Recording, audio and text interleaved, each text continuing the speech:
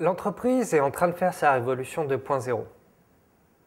Et aujourd'hui, la reconnaissance est un sujet complexe pour l'entreprise car elle doit faire face à des critères de reconnaissance différents suivant les générations.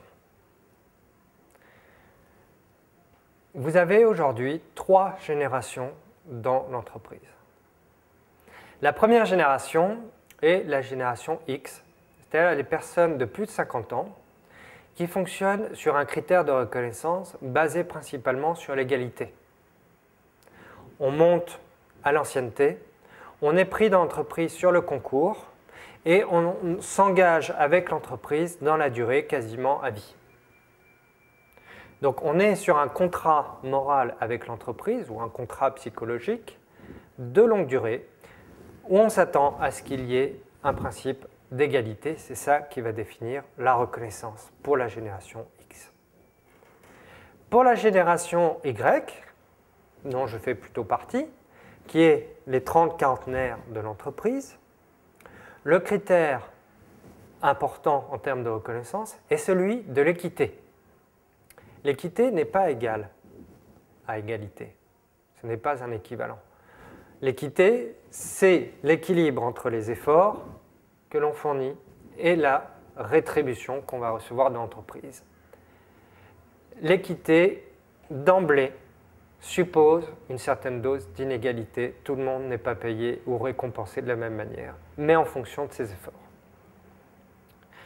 Il y a donc déjà une variation sur les critères de reconnaissance.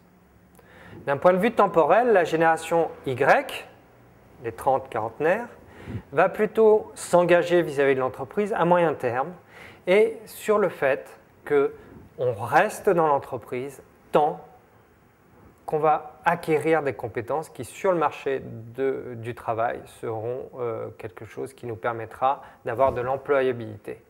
En fait, la génération Y va chercher à ne pas être dépendante de son entreprise.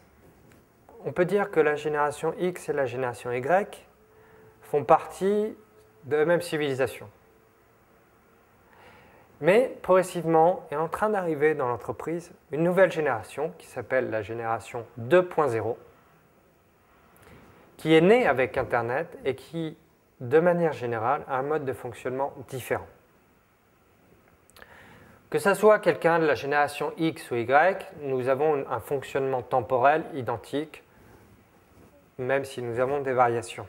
Nous faisons les choses à la suite, en séquentiel. Plus ou moins à long ou moyen terme. La génération 2.0 est habituée à un système Internet interactif et a tendance à s'être développée sur une temporalité en parallèle. Je suis à la fois sur Internet, je regarde la télé, je suis à la fois sur la PlayStation et je peux lire un roman et en même temps je vais parler à mes parents. C'est une génération qui est habituée à faire fonctionner son cerveau en parallèle. Et on voit bien que sur tout ce qui est informatique, le fonctionnement temporel en parallèle est devenu la norme. Donc ça veut dire qu'aujourd'hui, quelqu'un de la génération 2.0 ne va pas s'engager dans la durée avec une entreprise, mais va avoir tendance à travailler avec plusieurs entreprises en parallèle. Ça va beaucoup changer la capacité de l'entreprise à pouvoir les fidéliser.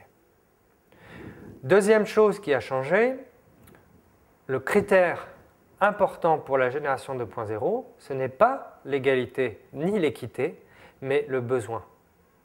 Quand je suis sur Internet et que j'ai été habitué depuis l'enfance à ça, si j'ai envie de quelque chose, par exemple une information, je l'ai dans l'immédiat.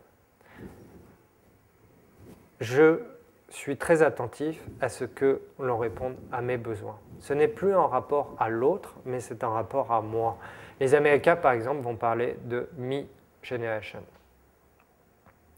Donc, vous avez 3 critères aujourd'hui dans l'entreprise de reconnaissance. La génération X qui va se baser sur l'égalité avec une temporalité longue. La génération Y qui va se baser sur l'équité avec une temporalité plutôt moyen terme. Et la génération 2.0 qui va se baser sur le besoin et sur l'immédiat. La question se pose dès lors d'avoir un système RH qui permette de faire en sorte que ces 3 générations puissent se sentir reconnues. Ça sera effectivement au manager de pouvoir développer des comportements ajustés en fonction de ces générations. Pour vous donner un exemple qui vous permet d'appréhender la révolution que ça va être sur les pratiques managériales, j'avais la dernière fois un manager d'un centre de R&D qui me disait « J'ai des collaborateurs avec lesquels je ne suis pas du tout content parce qu'ils sont sur MSN pendant qu'ils travaillent. » Je lui demande « Est-ce que ça nuit à l'efficacité ?» Il me répond « Non, mais ils sont en pause en permanence. » On voit bien que l'appréhension de ce manager par rapport à ces nouvelles générations fait que très rapidement, on peut être sur des conflits qui en fait sont des conflits de valeurs et des conflits de mode de pensée. Attention à être pragmatique sur ces questions. Le critère juge de paix qui permet de mettre tout le monde d'accord, c'est l'efficacité. Je pense que c'est là-dessus qu'un manager doit insister pour développer sa reconnaissance.